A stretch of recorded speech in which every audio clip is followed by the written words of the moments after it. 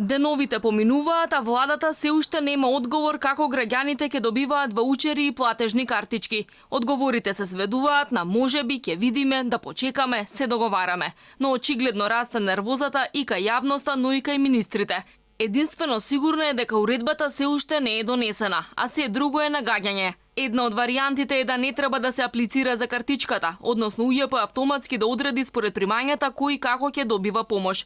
Власта вети дека мерката ќе стартува во јуни или јули. Во трката да се пофалат со мерките, но без конкретни одговори како тие да се спроведат, министрите очигледно нервозни им се нафрлија на новинарите, но и на граѓаните.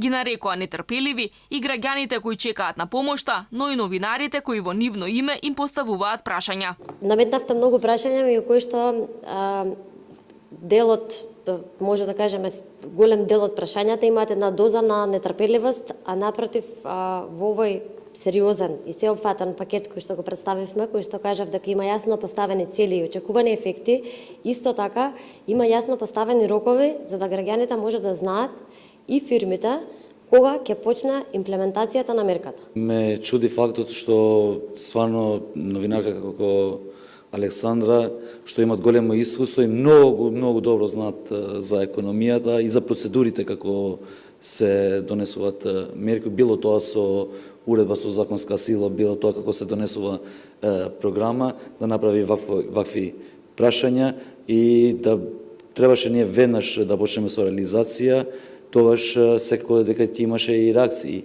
и од страна на новинарите, но истовремено и од страна на стопанските комори.